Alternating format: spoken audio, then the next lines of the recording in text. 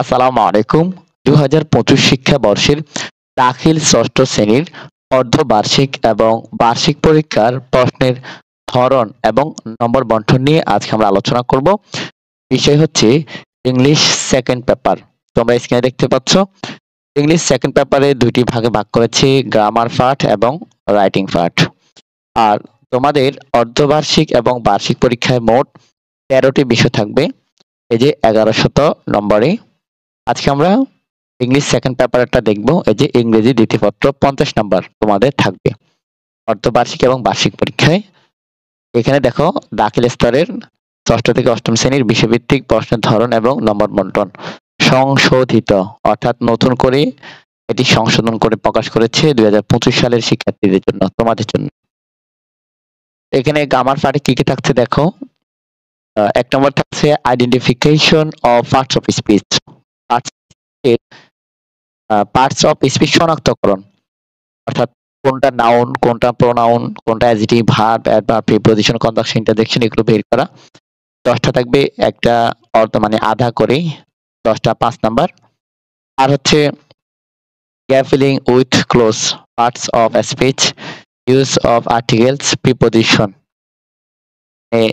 শূন্যস্থান পূরণ করা আর কি। আর্টিকেল থাকবে কয়েকটা, পার্টস অফ স্পিচ থাকবে, প্রিপোজিশন থাকবে, 3টে মিলিয়ে একসাথে থাকবে 10টা 5 নাম্বার। এরপর হচ্ছে সুইটেবল সাবস্টিটিউশন টেবল, অর্থাৎ একটা টেবল থাকবে আঁকা বাঁকা করে, এদিক সেদিক করে, টেবল মানে শূন্যস্থানের মতো করে, সেটা তোমাকে পূরণ করতে হবে। এরপর হচ্ছে right form of verb, right form verb 5টা থাকবে। এরপর চেঞ্জি সেন্টেন্স, চেঞ্জি সেন্টেন্স থাকবে tense, affirmative, negative, assertive, interrogative, optative, exclamatory.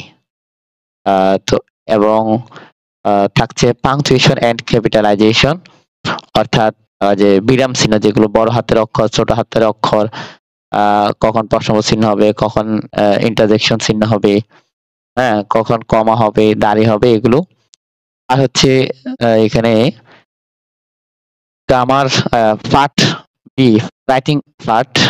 হ্যাঁ, রাইটিং পার্টে থাকছে তোমার লেটার অথবা ইমেল, ফর্মাল এবং ইনফর্মাল দুটেই। ফর্মাল বলতে দরখাস্তর মতো, ইনফর্মাল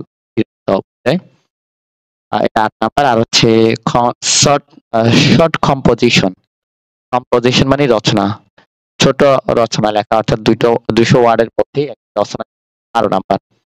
টোটাল এই যে তোমার অর্ধবার্ষিক এবং বার্ষিক পরীক্ষা হবে, অর্ধবার্ষিক এবং বার্ষিক পরীক্ষা।